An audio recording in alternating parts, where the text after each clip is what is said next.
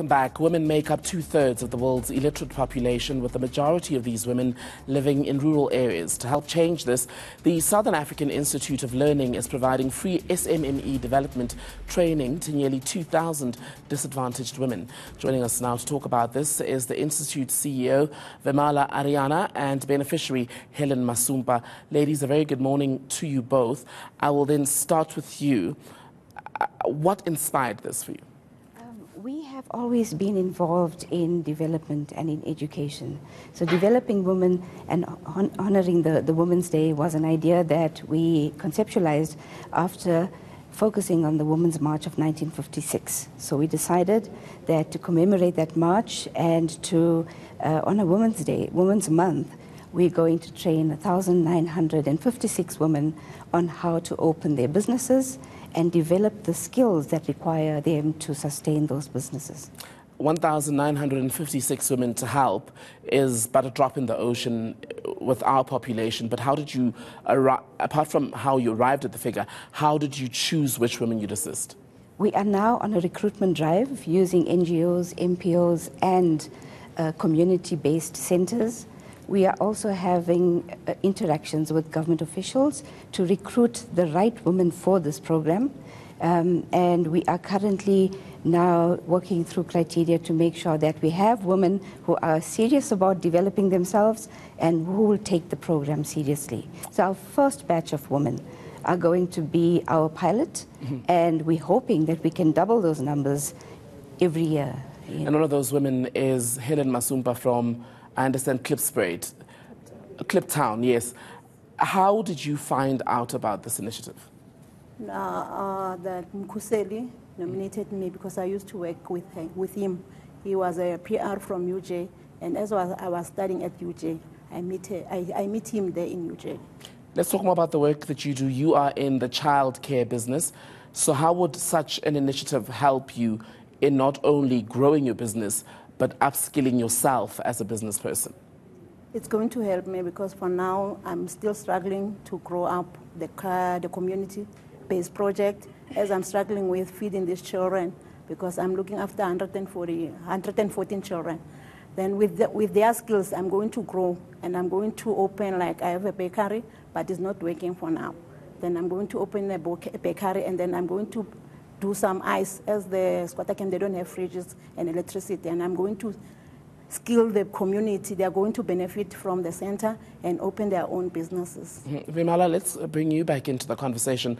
We've spoken to Helen. She's in the childcare business, and SMMEs in this country are said to be the next big frontier as far as creating jobs and helping the economy grow further. But given just how varied they are, I would imagine it requires quite a fair bit from yourselves to help these various business people, and that's why I understand you've brought in different partners to assist you. We have brought in different partners, but I think before we get into the partnerships, I just want to speak about Helen's business. There's many opportunities already associated with what she's doing, and that is training child ECD, early childhood development workers. That could be one element. And then if you look at the ICE, there's a need for that. That is another element. And then the baking. So Helen now in our program will have to identify which idea she wants to focus on and go deep. Our program will give her the skills required to build on that idea. The partners that we're looking for, because we want to do this using mobile learning, and the partners we're looking for are people who can assist us, because as you know, getting internet into the communities and into the rural areas are going to be a very big challenge. But we're not letting that obstacle frighten us. We are looking for partners that will iron out those obstacles and allow us to deliver using smartphones, and surprisingly and amazingly so, many, many women in the rural areas have smartphones. So we're going to use mobile learning to deliver the message and deliver the training to these women with various partners like cell phone providers, government departments, quality assurance and sector education training authorities. And the other thing would be to, of course, make the training for the women who don't have access to cell phones and all of that, to make it as less intimidating as possible, because e-learning can, at the best of times, be quite a frightening experience. It can. And we do orientation programs, induction programs, which are face-to-face learning before we actually, present them with the program. And besides that, these women that go through the short program are going to be in an incubation program for a year. So there's going to be added support, there's going to be mentors, and there's going to be people that they can communicate with so that they can apply all that they've learned in the program. Helen, so from the time when you were nominated to where you are now, what have you taken from the program? The new program. From this program that Sorry. you're working with, what is the one thing that you can say it's helped you to do? The program, it haven't started. We are in the recruitment stage at the moment. We are busy recruiting learners.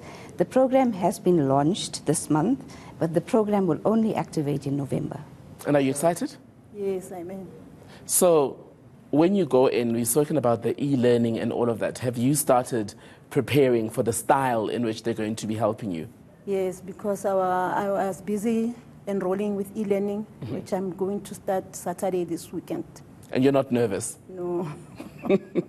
So, and that's a big thing, isn't it? So to go into the communities where this is needed most, are you finding that in that space, apart from yourselves, there's a lot more going on to try and help and empower these women in a way that not only ends up in a situation where you're having to go from month to month with assistance, but empowers them so that they can then take the skills and help others in the community grow? And that's the big idea. If you take Helen's bakery, her bakery now, when we develop her as the businesswoman to open and run a bakery, she's going to have to employ people and train them on how to bake.